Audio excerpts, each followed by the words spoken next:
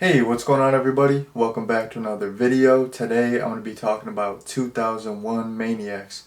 So this is a movie that I've seen before, but I've only seen it one time, and I decided to rewatch it because it was leaving Tubi, and yeah, I thought, hey, I had fear of missing out. I'm like, let me watch this before it leaves. Let me rewatch it and drop a little review. So the last time that I watched it, I remembered liking it, and upon rewatching it, I still like it.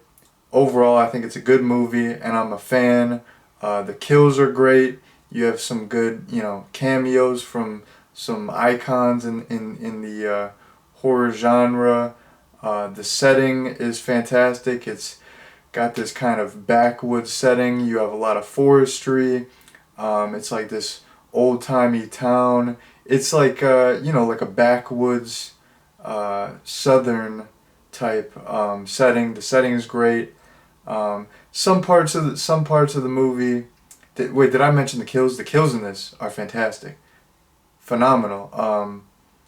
Yeah, the kills are great. You got some great uh, horror icons in this. The setting's good, but some parts of the movie do drag for me, and I don't care about the characters that much, and there's not that much story. But overall, for a horror movie, like, the setting was fantastic, the kills were great, and you got some horror legends in the mix. So yeah, I was a fan. This movie had a lot going for it.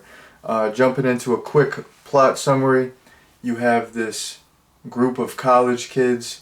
They're on spring break and they're driving to Florida, and one thing leads to another. One of the kids who's driving falls asleep at the wheel, and they end up, you know, taking a detour, taking a wrong turn. They end up in this uh, Georgia town called Pleasant Valley, and this town, is strange in the fact that they don't have any modern conveniences. There's no TV. There's no electricity. It's like cut off from the world. It's like this town um, exists exists like nothing has changed since the Civil War. And these people, they're like hardcore Southerners.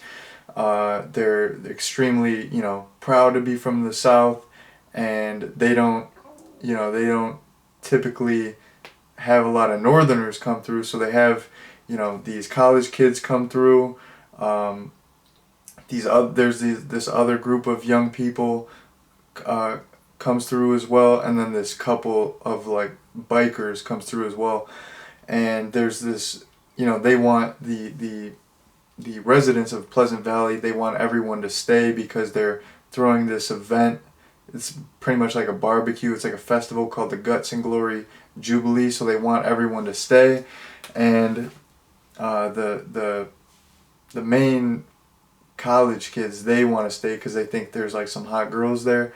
So pretty much all of the characters that just wind up there accidentally stay, and while they're in Pleasant Valley, they all start getting picked off and killed off. So that is the basic plot summary. The first point that I want to get into is like I said, Eli Roth makes a cameo, and what's really fun is he played, like, in his little cameo, he plays the same character that he played in the movie Cabin Fever, which was obviously his directorial debut, and that came out in I believe 2002. So this came out in 2005. This was like 3 years later. He played the same character, the guy who's like faced, scratch moded, and in this he says the same line. He's like, "Ooh, faced." And the college just kind of make fun of him for saying that. They say it back. They're like, "Faced." So it was cool to see him. I always thought it was fun that he played the same character from Cabin Fever. I'm a huge fan of Cabin Fever. Honestly, that's like my favorite Eli Roth movie, so I love it. And then another connection to Cabin Fever is actually one of the antagonists in this movie, one of the residents of Pleasant Valley is played by Giuseppe Andrews, and Giuseppe Andrews, he played the party cop in Cabin Fever, which I absolutely love that character. Like I'm obsessed with the party cop from Cabin Fever. I mean, that's one of the greatest horror characters of all time. Like, he's absolutely hilarious. So, it was cool to see Giuseppe Andrews in this as well, and that was like a nice little connection to Cabin Fever as well. And you know, I also like Giuseppe Andrews in Detroit Rock City. That's a fantastic movie, and yeah, it was cool to see him. He's kind of an interesting guy. Like I looked, like, because after I initially saw Cabin Fever, I became like really interested in Giuseppe Andrews. I'm like, I want to see what other stuff he's done. And then I realized like there's this documentary on him called Giuseppe Makes a Movie, because he basically, like, Giuseppe Andrews, like, when he was, you know, doing all these movies, he lived in this trailer park, and he would just make all these, like, these home movies with like a camcorder of all the people who lived in the trailer park, and homeless people, and he would just make all these like no budget movies with like all these crazy swear words and stuff. And I watched like parts of some of them, and he would like make like weird music too. So yeah, like Giuseppe Andrews, he's like an interesting, mysterious character. So like I initially, when I saw Cabin Fever, I didn't know that, but then I kind of like went down the rabbit hole. I'm like, this fool is like making all these crazy movies. He's interesting. So yeah, it was cool to see him in this. And then okay, moving on to another point. One of the characters early on in the movie, he's trying to get some weed. He's like asking, once he gets to Pleasant Valley, he's like asking, I think he was like asking these girls if they had weed, and he's like, do you have a spleef? Do you have a blunt? And I thought that was really funny, because that's what my dad, he'll say, like when he's referring to a blunt, he'll be like, yeah, my buddy, you know, he's always smoking these big spleefs, these big, huge spleefs. He's always smoking those. And I thought that was funny. I don't remember that from the last time I saw this, but yeah, my dad, he always says it like that. I say spliff, but you know, I don't use it to refer to a blunt, because I use spliff to refer to like a joint that has like some tobacco in it, and a blunt is a whole nother thing in my book. But I like how he pronounced it like that, because that's how my dad pronounces it, and I think that's kind of funny.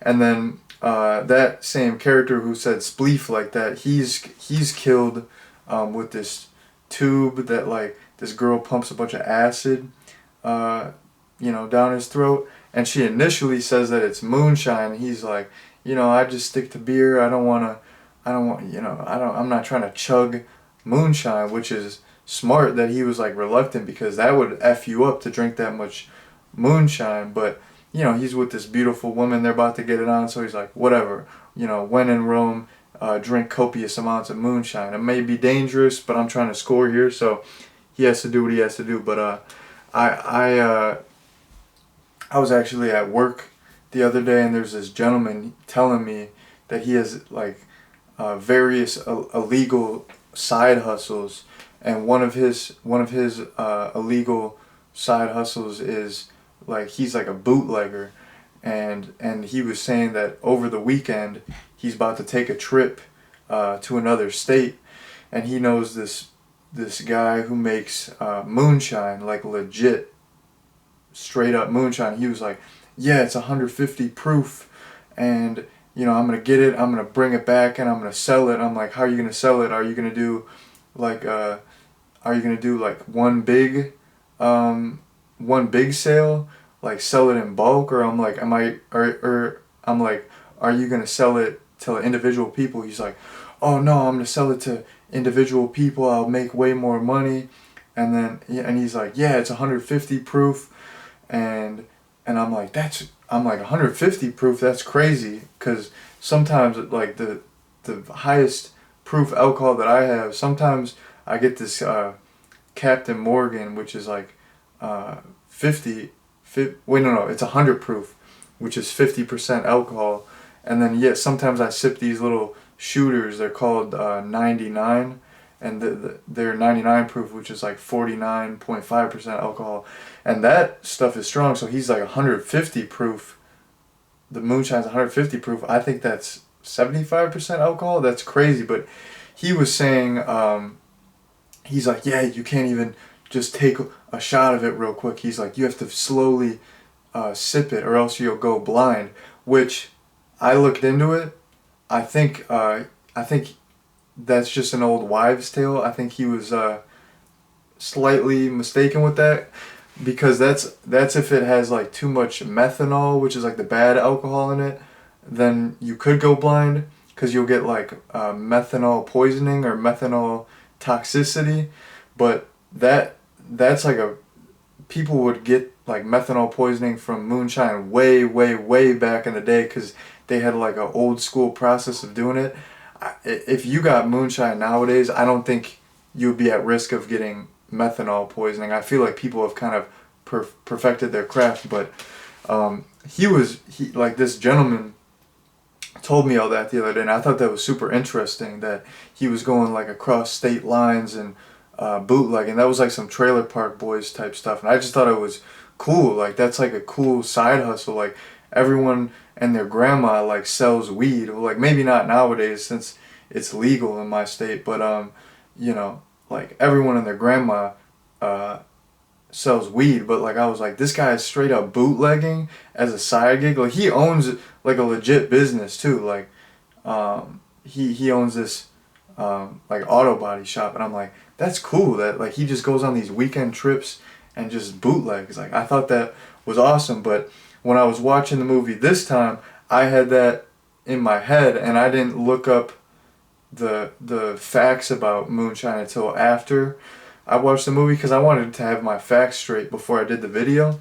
But yeah, like, as I was watching the movie, I'm like, man, that's so dangerous to just pump him full of moonshine. I'm like, I hope he doesn't go blind, because I thought that was like legit. Like, this guy was just telling me like, yeah, you'll go blind. I was like, oh, I don't want to go blind. Like, not that I'm drinking moonshine. I just drink, like, I mean, if I had access to it, I would drink it. Just kidding, YouTube. I don't do it. I don't partake in any illegal activities. That was a joke. I've never done anything illegal in my life. I'm a stand-up citizen. I'm a good Samaritan. I'm a productive member of society. You won't catch me doing anything crazy, you know. Stand-up guy. You know, I'm a good dude. But anyways, as I was watching the movie, when I was watching that kill, I was thinking about what this guy said, and I was like, this character, he might go blind. That's probably 150 proof. He's gonna be so messed up. He's gonna get alcohol poisoning, and he might go blind. What's going on? But anyways, I don't know. That's just what I was thinking. But the kill wasn't moonshine anyways. But I was thinking, like, since I just recently got that knowledge about moonshine, I was like, why would this character agree to do that? Doesn't he know, you know, he could get effed up from the moonshine? But then I was like, I only learned this information a couple days ago, so like, why am I getting on my high horse? Plus, at the end of the day, the kid got killed with acid, so it doesn't even matter. Not acid like the drug, like acid like it burned through his stomach. He had a giant hole in his stomach. His guts are spilling out, all that. So, I don't know. I just was thinking about that because that gentleman told me that like a couple days ago, so it's fresh in my mind. I was thinking about that during that kill, so I thought I would mention it. Yeah, jumping into the kills themselves. The kills in this movie. Did I mess up my hair? The kills in this. Who cares? The kills in this movie were so gosh darn innovative. Every single kill was different, and they were so creative and innovative. They were like, the kills in this were phenomenal. There was a couple instances where there's a little CGI, but for the most part, they were all practical. And like I said, they were just, you know, they were super creative. So I was a big fan. Some standout kills that I liked. There's this girl who had all of her limbs tied up to different horses, and then Giuseppe Andrews' character would like crack a whip, and the horse would run off and like rip her limbs off. That was my favorite kill in the movie. It was amazing. I also liked the kill that I mentioned where the kid gets like pumped full of acid. You got to see all of his guts, pouring out. That was great. And then I also like this kill where this gentleman, he got this giant pole rammed through his rear end, through his mouth, like kind of like a shish kebab. That kill was phenomenal as well. There were other good kills, but those were my three faves. And then I also want to mention, Robert Englund is in this. He's a horror legend. He's a horror icon. I thought he was really good. He was actually he had one of the standout performances in the movie. He was like the main antagonist. I thought he absolutely killed it. So, I have to give him props. I had to mention Robert Englund before heading out, but he did a phenomenal job, and I loved his character. I also loved his performance. His performance was great. So, yeah, Robert Englund absolutely killed it. And then the last point that I want to get into is kind of a spoiler. It's about the ending. So if you have not seen this movie and you don't want to get spoiled, turn the video off at this point. But anyways, now that I've given my spoiler alert, I'm going to get into the point that I want to get into. So the ending for this, like the final ending, you have the two surviving characters. They get they're like driving off, and one of the antagonists puts this line of, they're like driving off in a motorcycle, and one of the antagonists puts this like barbed wire across the highway, and they get pretty much decapitated with the barbed wire right at the end of the movie. So that kill and that ending, well, it was two kills, but that ending is the same ending for the movie Wrong Turn 4. Wrong Turn 4 came out after this. I believe Wrong Turn 4 came out in 2011.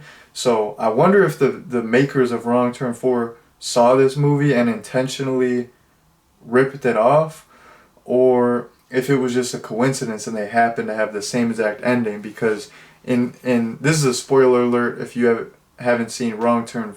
Well, I already spoiled it, but yeah, in Wrong Turn 4, there's like two surviving girls, and they're driving off on a snowmobile, and the same thing happens. One of the cannibals puts out like some piece of wire, and they're decapitated while riding off on a little vehicle. Like that was the absolute ending too. So I don't know. Maybe it's a coincidence. Maybe Wrong Turn 4 just totally ripped it off. But I'm not hating on Wrong Turn 4. That's actually one of the Wrong Turn movies that I enjoy. Because I think like the first Wrong Turn is awesome. The second Wrong Turn is really cool. You got Henry Rollins is in it, and it's a fantastic movie. Like the main Wrong Turn movies that I like are 1, 2, and 4. Some of the other ones are like really bad.